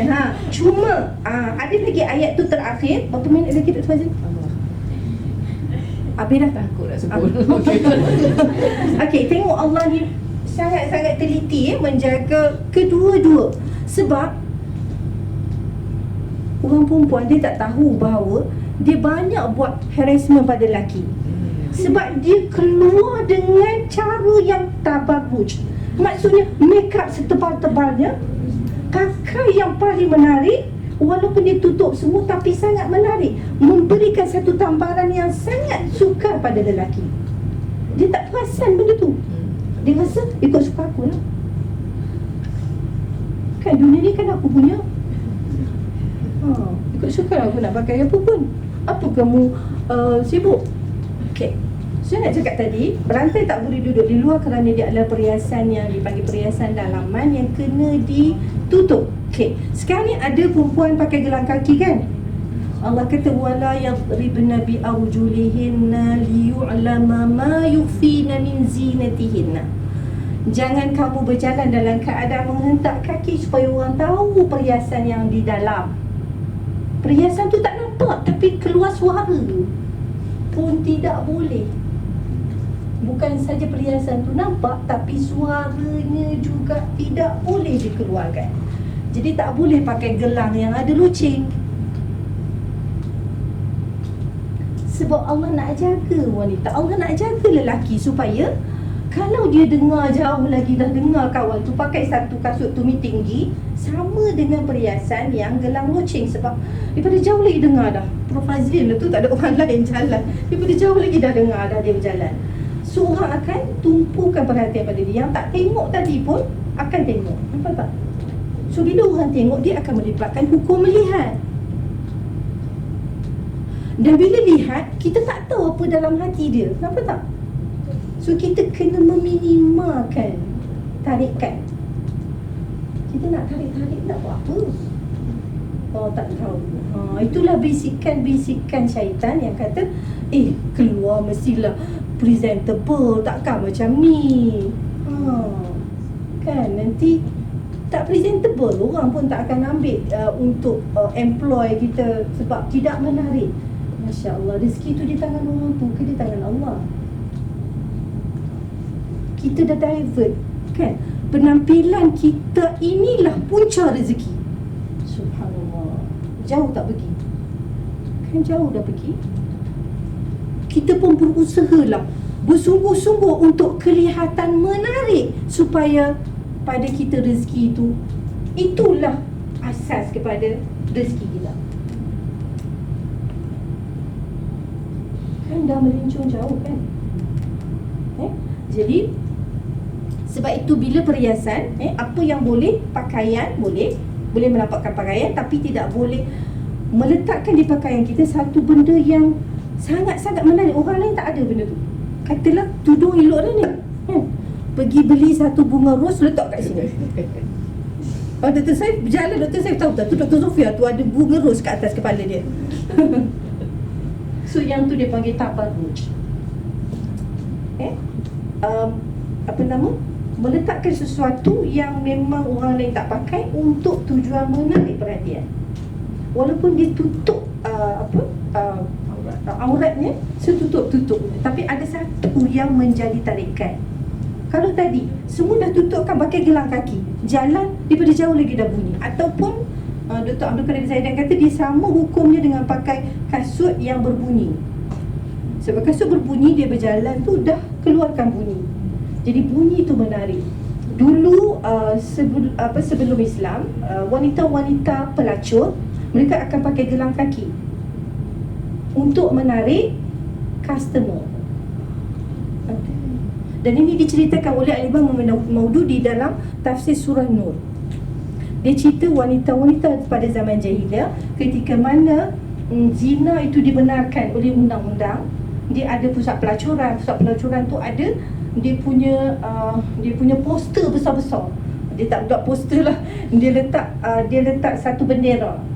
So orang akan tahu ni adalah tempat pelacuran yang dibenarkan oleh pihak pemerintah. So siapa-siapa yang nak melacur dia akan pergi situ. Selain daripada tu, ada juga pelacur-pelacur yang duduk di jalanan. So pelacur jalanan ini dikenali dengan mereka memakai gelang loceng ataupun apa-apa sahaja yang berbunyi. Sama ada gelang ataupun di kaki ataupun di tangan. Tapi kebanyakannya mereka commonnya mereka akan pakai gelang kaki yang berbunyi. So gelang kaki itu adalah indikator kepada seorang pelacur pada zaman itu. Sebab itu Allah bila dalam surah An-Nur Allah menyebut wala yadribna bi arjulihinna liyu'lama ma yukhfina min zinatihinna wa tubu ila Allah jami'an ayyuhal mu'minuna la'allakum tuflihun. Kita kan nak bahagia kan? Bahagia hanya dengan patuh dan taat pada Allah, bukan dengan sebaliknya. Sebaliknya kita akan merana dalam keadaan kita senyum tapi hati kita merana kerana tidak diredai oleh Allah Subhanahu Wa Taala. Jadi kita sama-sama kena bersungguh-sungguh dalam usaha kita untuk memberikan kefahaman. Mungkin sekali tak faham, buat lagi sekali. Lagi tak faham, buat lagi sampai kita mati dengan cara yang berbeza. Kejayaan Allah tak tanya kan? Yang Allah tanya apa? Usaha. Jadi kita nampak saudara-saudara kita di Palestin bagaimana mereka diuji. Kita nampak kecantikan Islam mereka terserlah. Nampak tak? Di sudut bicara mereka, di sudut keterampilan mereka, di sudut bagaimana teguhnya mereka untuk bertahan, mempertahankan akidah mereka, mempertahankan bumi Palestin. Jadi semoga Allah takdirkan kita berada pada ketika ini untuk melihat, dan mereka adalah menjadi wakil kepada kita untuk mempamerkan kecantikan Islam itu kepada dunia. Jadi mereka ditutup daripada segenap penjuru kan, elektrik 4 jam saja, 3 jam saja. Tapi cuba tengok apakah hasilnya. Mereka bangun dengan penuh rasa mulia, walaupun disekat daripada berbagai-bagai penjuru. Dan mereka yakin dengan pertolongan Allah. Macam itulah juga kita. Dalam kita nak menegakkan kebenaran, memang akan banyak cabaran dan halangan. Tetapi itulah tanggungjawab kita. Macam mana kita nak lari? Kita akan towards bertemu dengan Allah. Jadi semoga kita buat yang terbaik yang kita dapat, di samping sentiasa mencari ilmu yang sahih dan komit dengan mencari ilmu. Macam Imam Syafi'i radhiyallahu anhu, Imam Syafi'i rahimahullah, dia daripada Gaza. Imam Syafi'i adalah Gaza. Ramai imam-imam yang hebat berasal daripada Gaza. Jadi itulah bumi yang sekarang ni dibom secara berpanjangan sampai ke hari ini. Jadi bagaimana Imam Syafi'i memberikan wasiat, antaranya adalah kalau kita nak mencari ilmu, maka mestilah mencari ilmu sepanjang kehidupan. Kemudian kena ada semangat dan kesungguhan mencari ilmu. Tak boleh cari ilmu ni dengan main-main dan sebagainya. Kena ada suhbatul ustaz, kena ada guru yang membimbing kita sepanjang kehidupan. Bukan nanti bila grad dah tak ada guru. Tak, kena ada lagi guru sampai kita mati. Jadi hasilnya itu saja Prof. Fazil. Semoga dengan apa yang dibincangkan ini, kalau ada apa-apa masalah boleh je hubungi Dr. Sofia 0192143567 0192143567 ataupun extension 5720 ke office, ataupun email sofias@ium.edu.my. Sofias SOFIAH tambah S Samsudin and then @ium.edu.my. Okay, jadi minta maaf kalau ada sebarang ada soalan kan? Boleh soalan? Boleh kita buka brothers kot, sebab dia brothers? semua sister satu soalan. Brothers ada soalan tak? Brothers, so kita buka. Apa dah? Yes, is there any question? Yes. Ya, bagus. Boleh berdiri Boleh. duduk ke semua Boleh, boleh. Ya. Bismillah. Nama siapa? Nama ni? Nama? Nama je. Nama. Nama kuliah mana? Oh. Okey. Bismillahirrahmanirrahim. Nama saya Ahmad Najmi bin Muhammad Azwir. Kuliah sekarang kuliah bahasa Arab. Bahasa sastra Arab. Tapi sekarang saya di Sri Lanka. Okey, tak apa. Bagus. Lama lagi boleh belajar. InsyaAllah. Saya ada persoalan. Mungkin ni salah faham saya lah. Saya dengar macam perempuan ni kan fitrahnya memang suka menghias diri kan. Nak dibandingkan lelaki datang macam ini je lah kan. Dan dia bagaimana kalau perempuan tu dia setakat macam kalau macam bermakeup tu just untuk menutup macam air mereka atau menghilangkan sekadar perlu macam jerawat ke atau kedutan ke. Dan kalau bagaimana kalau saya lupa lah. Kalau macam kalau perempuan tu macam ada masalah bau badan ke, dia just nak berwangi untuk menghilangkan perkara tersebut. Dan lagi-lagi kalau dia bekerja sebagai macam pengacara ke yang memerlukan macam Penampilan. Okey. Mereka minta sebenarnya. Kenapa berada tanya soalan tu? Okey. Okey. Sisa dia nak jawab? Tak ada. Okey.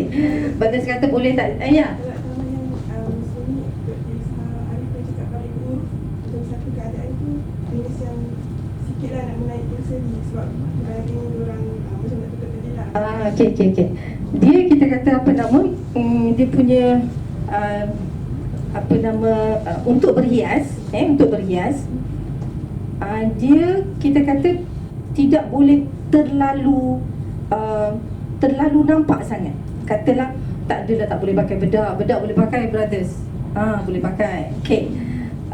Kemudian keadaan tudung kan warna tidak menjadi masalah warna apa pun tapi kita kena tengok juga majoriti orang pakai macam mana. Jangan pakai pakaian yang sangat-sangat lain dari yang lain. Yang tu dia panggil libasu syuhrah. Libasu syuhrah ni orang lain tak pakai baju tu, dia seorang je pakai. Sebab dia akan menanamkan sifat sombong dan bangga diri. Sebab dia kata aku je yang lebih daripada orang lain. Tapi kalau macam dia seorang diri semua bergelik, dia pakai baju yang tak bergelik tu okey kan? Okey. Cukup dah Ustazah kata. Tak. Dia kita kata semakin kita menjaga diri, perempuan ni yang paling baik adalah dia betul-betul menutup kecantikan dia. Itu the first. Sebab dalam surah Al-Ahzab Allah SWT memerintahkan kepada isteri-isteri Nabi SAW, sekiranya sesiapa saja yang nak bertanyakan, maka mesti bertanya di sebalik tabir. Dzalikum atharu liqulubikum wa qulubihim. Okey. Kalau kita tanya, kita compare dengan isteri-isteri Nabi, siapa yang lebih suci hatinya? Mereka pun diberi nasihat supaya sentiasa berhati-hati. Okey. Kalau brother Najmi kalau Najmi dengan sahabat yang lelaki pada zaman Nabi sallallahu alaihi wasallam, mana lebih baik? Mereka pun disuruh agar bila berhubung dengan wanita kena berhubung di sebalik tabir. Allah kata zalikum, cara itu atharu, lebih suci bagi kamu, bagi hati kamu. Sebab kita nak balik dalam keadaan hati yang bersih kan pada Allah kan. Sebab hati ni ada orang boleh kawal. Tak, kita seorang je boleh kawal. Kita tak tahu kalau keterampilan kita tu menyebabkan hati dia sakit, hati dia jadi berdosa. Tu yang kata harassment tadi tu. Kita tak tahu keterampilan kita tu menyebabkan orang lain berdosa. Okey, tapi ada juga orang kata tak kisahlah dia kenapa tengok saya. Salah dia, bukan salah saya. Sekarang kita bukan nak cari siapa salah, kita nak cari keredaan Allah. Jadi Najmi, kalau kita nak keluar tak adalah kena berselengkih. Kita pakai pakaian yang menutup aurat, Brush boleh pakai tak? Boleh, tapi jangan terlalu banyak sampai orang lain tak sebanyak tu. Masya Allah. Yang kecil, yang besar, yang itu, yang ini, macam-macam kan. Jadi itu mungkin uruf tidak menjadi masalah. Maksudnya tidaklah terlalu rigid sangat. Tapi kena hati-hati sebab setiap tindakan kita kena jawab. So kita biarlah apa yang kita lakukan itu tidak membebankan kita ketika mana kita kembali pada Allah Subhanahu Wa Taala. Itu satu perkara yang kena tanam selama-lamanya. Sebab macam tadi kan kita jadi pengacara kan, orang dah letak dah SOP dah, kena ni, kena tu, kena ni, kena ni, kena ni. Pengacara yang paling penting adalah cara dia mengawal suasana kan. Kita mohon pada Allah, kita taat pada Allah dengan pemakaian yang mematuhi syarak, dan Allah redha. Apabila Allah redha, insya-Allah manusia juga akan redha. Betul? Allah Subhanahu Wa Taala kalau dia redha kepada seorang hamba, dia akan iklankan di langit. Pertama sekali Jibril, wahai Jibril, aku sayang kepada hamba-Ku ni. Lalu Jibril mengiklankan kepada seluruh penduduk langit, wahai penduduk langit, sayangilah orang ini kerana Allah sayang, aku sayang padanya dan Allah sayang padanya. Faham tak? Kemudian apabila penduduk langit menyayanginya, maka Allah akan menulis dia juga akan disayangi oleh penduduk bumi. Sebab pada redha Allah itu segala-galanya. Manusia akan mati kan, manusia akan pergi, SOP juga akan berubah kan. Itu adalah apa yang manusia letak atas apa yang dia fikir itu adalah perlu. Kadang-kadang benda tu berlawanan dengan apa yang Allah Subhanahu Wa Taala kehendaki. Adakah dengan mematuhi itu kita akan dapat apa yang kita nak? Kita akan dapat penghargaan daripada manusia sebagaimana yang kita harapkan? Belum tentu. Belum tentu kan? Jadi pertama sekali letaklah penerimaan Allah di atas sekali, maka insya-Allah manusia juga akan menerimanya. Dan kita tak katalah benda tu senang kan. Kadang-kadang ada juga cabaran-cabaran. Cabaran itu adalah lumrah kehidupan. Jangan pula, loh saya dah ikut dah apa yang Allah nak, tapi tak dapat juga kerja ni. Sebab mungkin saya tak bergaya, nanti pergi esok bergaya lebih lah. Tiba-tiba dia bergaya lebih dapat. Lepas tu dia buat conclusion, kena bergaya lah kalau macam ni. Betul tak macam tu? Tak, itu ujian Allah. Ada yang Allah bagi ikut apa yang dia nak, tapi sebenarnya Allah murka kan? Kat dunia ni semua ada orang kaya kan? Orang kaya semua bertakwa kah? Tak. Adakah tanda Allah sayang? Kita jangan silap dalam membawa diri kita di dunia. Kadang-kadang kita tersilap. Sebab tu kena ada sentiasa reminder. Usrah setiap minggu. Jangan rasa bosan dan jenuh untuk ikut usrah. Sebab ia akan mengingatkan kita kepada tujuan kehidupan kita di dunia ini. Hendaklah kita memastikan diri kita adalah hamba pada Allah, bukan hamba pada dunia, tapi hamba kepada Allah yang akan kembali kepada Allah bila-bila masa sahaja yang Allah kehendaki. Kalau dunia kita akan tinggalkan, semua kita akan tinggalkan. Kita akan kembali pada Allah dengan segala amalan dan akan dipertanggungjawabkan atas segala-galanya. Jadi itu saja, insya-Allah. Ada lagi? Satu lagi soalan? Ya, brothers. Saya nak tanya tentang saya Izun dari Kuliah of Education. Okey. Saya nak tanya tentang memberi salam. Kalau macam saya kat Kuliah Education tu kadang-kadang ada jumpa cik dinner kan. Boleh tak kalau kita bagi salam? Boleh. Beri salam kepada orang yang lebih tua sebagai tanda hormat. Tapi tak payah bagi salam kat sister. Tidak disuruh. Tidak sunat dan tidak harus pun. Tidak sunat dan tidak harus pun. Cuma kalau lecturer perempuan sebagai tanda hormat boleh. Dibolehkan, diharuskan. Bukan sunat juga. Katalah lalu nanti jumpa Prof Fazlin kan, lalu normal je tak bagi salam. Apa hukum memberi salam kepada Prof Fazlin? Harus. Dia bukan sunat. So harus tahu kan? Maksudnya kalau dia bukan sama sunat, gender dia sunat. sama gender sunat. Yang tu termasuk dalam ifsya ussalam. Sesama, kalau perempuan sama perempuan memang sangat-sangat disunatkan untuk kita memberi salam kerana kita mendoakan kesejahteraan kepada saudara kita. Jadi kalau orang yang lebih tua, kalau yang berlainan gender, boleh, dia hanya setakat harus. Boleh? Clear tak? Ada lagi?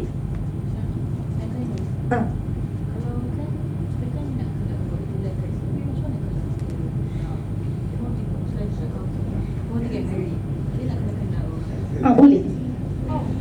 Kita kena, sebab apa yang pengalaman dia sudah buat maksudnya kalau kita nak jumpa, dia kena ada, sama ada kawan kita, teman. Dan perjumpaan tu maksudnya kita nak kenal dia, kita nak tanya apa? Takkanlah tanya benda-benda yang sangat-sangat peribadi. Takkan. Maksudnya kita nak kenal dia, mungkin keluarga dia dan sebagainya. Jadi dia sebenarnya kita boleh je kenal dia melalui kawan dia ke, ataupun orang yang mengenali dia ke, guru dia ke. Dia ada banyak cara untuk kita kenal dia. Dan tidak ada halangan untuk kita jumpa dia, ataupun dia nak jumpa kita. Boleh. Sama ada dia datang rumah kita, boleh je. Dengan mahram. Dengan mahram boleh. Kat kafe boleh. Kalau kena sebut tu kalau lagi dia kat kafe ya tak ada mahram. Dengan mahram.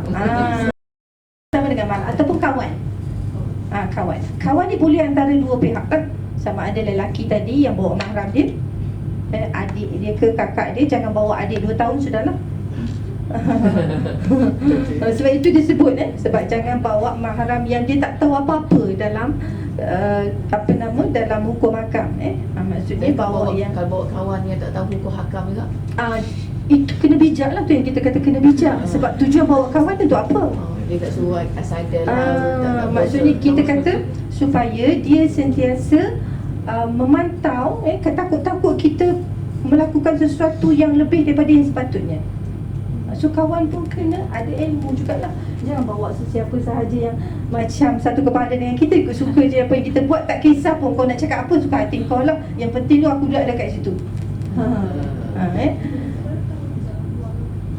Ya, awak tak ada tanya soalan banyak sangat. Yang bagi kita berarti.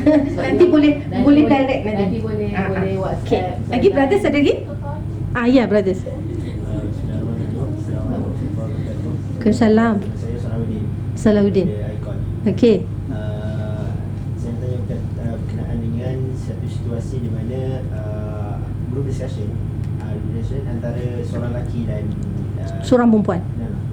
beberapa orang perempuan dalam sini discussion. Dan discussion tu sepatutnya kita berbincangkan tentang group assignment ataupun kerja yang kita tengah buat tu lah. Tapi kadang-kadang ada situasi di mana akan ada selingan beberapa perkara yang tak sepatutnya lah. Jadi macam mana kita as a saya boleh katakan saya menghadapi slow untuk menghadapi benda tu.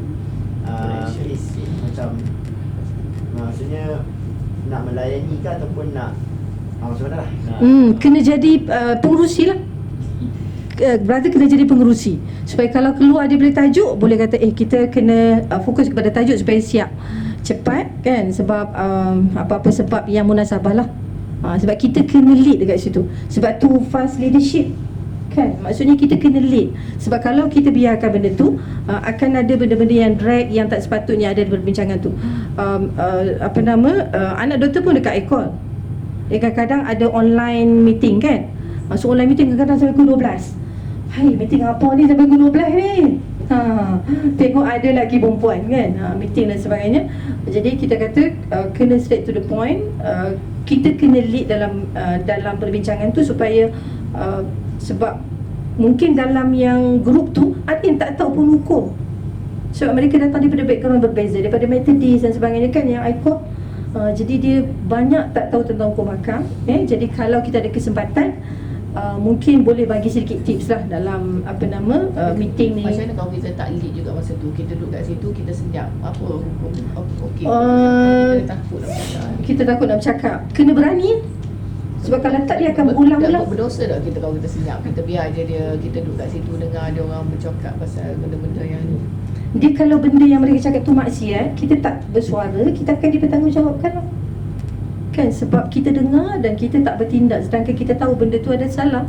Kau lara, benda lara. Kalau lara dia, kita kata lara yang macam mana, kan? Jadi yang tu dia kita kata kan Allah kata qad aflahal mu'minun alladhina hum fi salatihim khashi'un walladhina hum 'anil lagwi mu'ridun. Maksudnya dia cuba jauhkan diri dia daripada benda yang lara. Kalau mungkin pertama kali kan dia tak tahu nak buat macam mana, so second time dia lebih ready lah, kan, tidaklah berterusan dalam keadaan tu. Tanggungjawab dia menjadi tanggungjawab dia. Benda tu. Kan, kalau dia tak boleh, mungkin boleh minta nasihat daripada orang yang lebih tua, mungkin lecturer kan dan sebagainya. Sebab kat situ jangan takut nak jumpa lecturer. Boleh je lecturer memainkan peranan untuk memberi nasihat. Jadi kena bijak lah. Tadi yang pentingnya kena bijak dalam melihat kepada suasana, dan kita sebenarnya nak semua orang jadi lebih baik, kan, bukan diri kita sajalah. Jadi pemantauan tu kena sentiasa ada. Okey, lagi? Ada lagi? Patut? Ya, betul. Okay, last question. KOE Beliau of Engineering. Okey. Ini kan istilah yang tak dibenarkan ni kan dah, istilah yang tak dibenarkan ni kan dah berluasa. Berluasa, ya.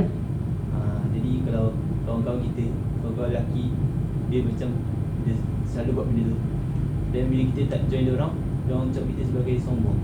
So Macam mana? kadang rasa macam adakah aku sombong ataupun saya nak tegur, sebab benda yang buat tu dia orang dah selalu buat macam Kena cakap dengan Prof Fazli. selalu. Biar Prof Fazli identify. Tak pun dengan apa nama Dr. Saif. Sebab dia kemungkinan kadang-kadang sebab kita kawan dia, kan, dia tak begitu convince apa yang kita beritahu dia. Kita kena cari orang yang lebih dia respect, supaya dapat membetulkan suasana dan keadaan. Sebab dia akan bawa benda tu sampai keluar, kan. Sedangkan dia reject benda yang benar. So adakah dia sombong, Ustazah? Adakah dia Tak. sombong? Maksudnya kita kena tahu sombong tu maksud dia apa, kan. Sombong atas kebenaran dia tak panggil sombong. Sombong kerana mempertahankan kebenaran. Sebab kebenaran ni memang dia akan sentiasa nampak asing, kan. Maksudnya al-Islamu gharibun, kan. Gharib tu maksudnya nampak macam pelik je. Orang lain boleh je bergelak ketawa, kamu seorang je tak join. Pelik lah kamu ni, kan. Sebab tu kita kena ada ilmu. Kalaulah dengan peliknya kita kerana kita berada di atas kebenaran, dia adalah satu yang sememangnya tidak pelik. Dan kita sebenarnya mulia, bukan setakat dia sombong. Kita patut you should feel proud of doing that, right? Ustazah? Cuma tindakan tu kita tak boleh biarkan lah. Kan kemungkinan kalau kita cakap mereka tak terima, kita kena pergi kepada higher. Sebab tu kita kena ada hubungan yang baik dengan lecturer, mereka yang faham dan sebagainya, supaya kita sayang pada kawan-kawan kita, kan. Takkan nak berterusan dalam keadaan yang lara macam tu. Sedangkan suasana di UAE ni ada ruang-ruang untuk mereka menjadi lebih baik, kan. Jadi kita ambil jalan lah. Jangan lupa mohon pada Allah SWT agar Allah membuka jalan-jalan kebaikan kepada mereka. Sebab kita sayang pada mereka. Sayanglah, kan. Maksudnya mereka boleh buat benda baik, tapi mereka buat yang sebaliknya. Betul? InsyaAllah. Okey, rasa itu saja. InsyaAllah kalau ada apa-apa boleh email, boleh je telefon, bagi WhatsApp kalau masih lagi ada. Saya ada boyfriend tapi susah nak jumpa. Macam mana nak jumpa? Okey, kita kata tak apa, boleh jadi kawankan terus. Okey. Jadi aku qauli hadza wa astaghfirullahalazim li wa lakum wa lisa'iril muslimin wal muslimat bi rahmatika ya arhamar rahimin. Alhamdulillah. Salam.